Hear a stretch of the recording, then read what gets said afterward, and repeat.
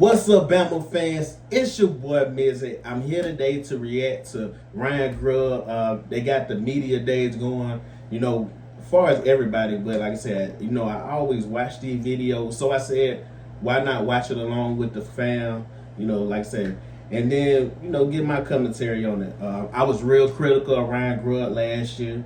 I think Ryan Grubb is on the hot seat to get this offense going in the right direction. And like I say, man, let's see what Coach talking about. Let's see. Start things off. Oh, sure. So you heard that Johnny went on scholarship. I'm kidding. Telling you guys crap. What's up? Yeah, quarterback-wise, what have you seen so far? Just an extension of the spring and summer. Both guys are growing.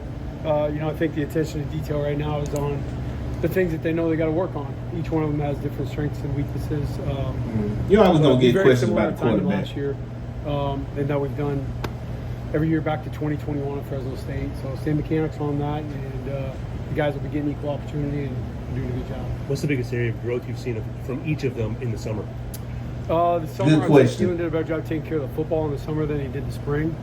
And then with Austin, I thought he was better on the run out of the pocket. I thought he really grew in that regard.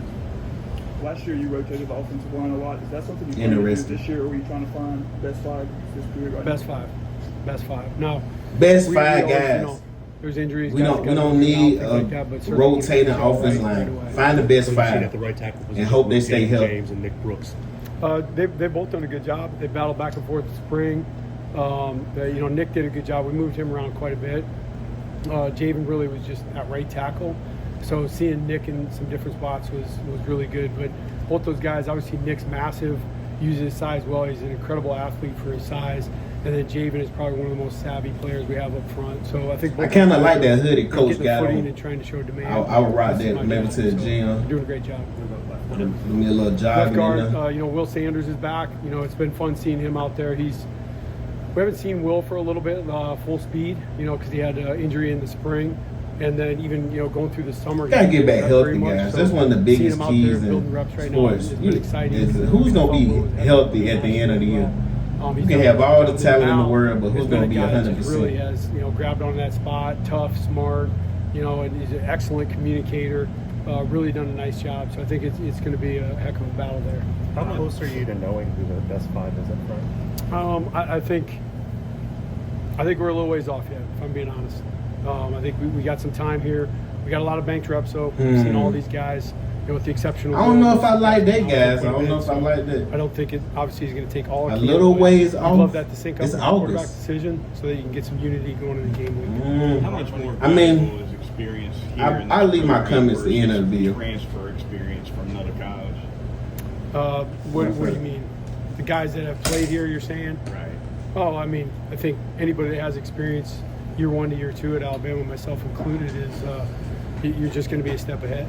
You come here, you know the expectations, you know what it feels like, and honestly, you get a little more excited, in my opinion. So I think those are the guys that are leading all the people and helping them understand how special this place is. Last year we heard a lot about execution and communication in the running game. What have you looked at from a coaching standpoint from schematics and sequencing that can improve the running game? Simplify and do your best stuff. Don't get inch deep and mile wide. Do what you're good at and be great at it. And Coach Clem has done an excellent job with build that. And between him and Rich Owens, been super excited to work with those two guys and resurrecting the run game. And we will. What's the criteria for winning the third wide receiver spot? What's the criteria for winning the It's a good question. I think that, you're still looking at the guy that's going to make the most plays, but part of that is understanding there's more than just catching the football. And the good part for us is I think we got 5 to 6 guys, especially when Noah gets back, that we can move around a lot of different spots. That's always been one of the things that I think makes When will Noah be receiving back? core special, and we've used in other places that guys line up all over the place. Ryan, on the outside, Ryan in the slot, just moving these guys around. So I think one of the pieces is obviously having good command of the offense. Those are the guys that are easy to plug in almost anywhere. Ryan, what have you seen from an Adrian Clem kind of led practice? Like, what kind of demeanor does he Who? Yeah, I think the biggest thing about Clem is, that when you're looking at a position coach, you're like, does this guy got command, and is he a master teacher? And when I hear Clem at practice, it's always coaching points. even if he's upset, not upset, it doesn't really matter. There's a coaching point. There's a process going on. That's what has always impressed me. There's an immediate answer. There's a solution, and the guys know what that is. They can move on quickly. How can Josh Ford impact the blocking with the tight end room? Awesome. Ford's been great, man. His mindset, demeanor, how he works. I just think he's a big guy, right? You're talking about 6'5.5", 270 plus pounds, and he's just a force in the wide position. But the guy that we're excited as well is Danny Lewis. Getting that guy back, you got two real wides that are, proven blockers, guys that can do it in this league. And then you got Caleb Edwards. I mean, you got three guys that are long levered players that are going to be impact players in the tight end room. Given Lewis's injury history, what is the expectation for him? Just let him play. He's out there. He's cleared. Our medical staff, from Jeff to our doctors have been absolutely amazing. And then, Danny Lewis might be one of the best stories of camp. Just watching him and the resilience that kid has had to be able to come back out and compete at this level has been, it's really inspiring. I mean, for coaches too. What's been your impression of EJ? EJ's young, super explosive, runs out over his toes, has good balance. He's thick with the ball. He runs physical. He runs bigger than he is. He's got speed in the long end. He's just got to learn the game. He's got to learn how to practice full speed all the time. He's a great kid. He wants to do it. He loves being here. He's an Alabama guy. But he's physical. He's tough. He's got great hands. Sky's the limit for him. But he's got to learn the game. He's got to know how to practice. And he's got a good shot. What do you think of the way the running back room stands right now? Kind of offensive line? Daniel Hill, is a guy that I think people are going to be really impressed. The transformation that Daniel's had with his body. He's been a really lean in the 230s, low 230s. I seen Daniel Hill he dropped a lot of weight. He's got good agility. He's got great command of the offense. He's super intelligent, excellent pass. I really like Daniel Hill I think last it starts year with too. him. Even him being heavier. A ton of progress. Kevin Riley coming back from. I like AK Dill. Put the weight on. He's explosive with the football in his hand. We talked about EJ and then TB is Brown's made an impact as well. So I think we got a lot of weapons in that room. It's highly competitive. The guys know that every rep counts, and they've been prepping that way. If memory serves, you named Ty to start after the first scrimmage last year. Do you anticipate needing both scrimmages to make that decision this year? Yeah, I think we probably will. Just younger guys, making sure we got every ounce of data we need. But if it's the first scrimmage, it's the first scrimmage. If we feel good about that after that point, then we'll name that. Obviously, the longer your team can have their starter name, the better off you are. I ain't mad at that answer. I ain't mad at it. They know it is or isn't. We just want to make sure we make the right decision. Is Monday the first day in pads, and how much anticipation is there? No, tomorrow is. Oh, tomorrow. Tomorrow, yep. What kind of a truth teller is it to get into pads? Oh yeah, it's always been it's a science versus fiction books, right? I mean, we're out there whacking each other around. I'm really proud of how our guys no pads, but physical, and we've done a good job on both sides of the football, understand how to play, with physicality, with no pads on. So I think tomorrow they're going to be popping. I feel there's already been a different energy in this camp, even compared to last year with some veteran guys. I think you attribute that to a lot of open jobs and competitive young players. One more.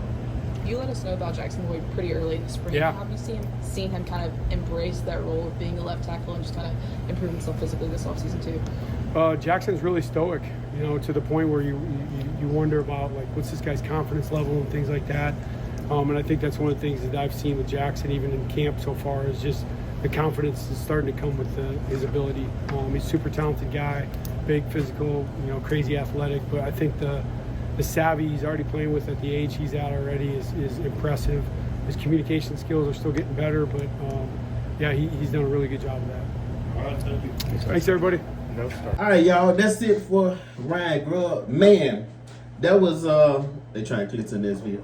That was a real good video. I just got a couple things I'm gonna say about it. Ryan Grubb, he says the offensive line, they're still a ways away from picking a 5.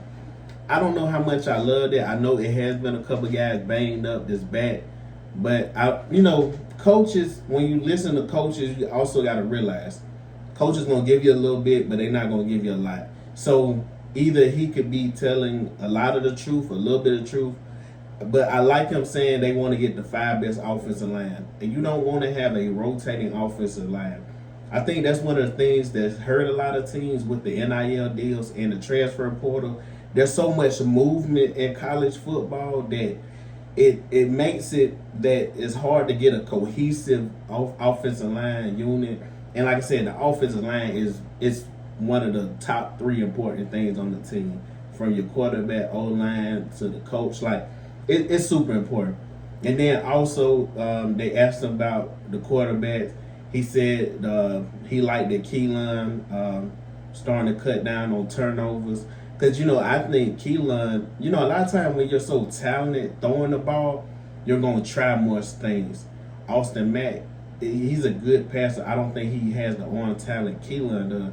So he may reel it back in some. He said Austin Mack had got better at running out of the pocket. So like I said, it's good that, Ryan Grubb, I just want to see this year him commit to running the ball. I do see that Daniel Hill has cut weight.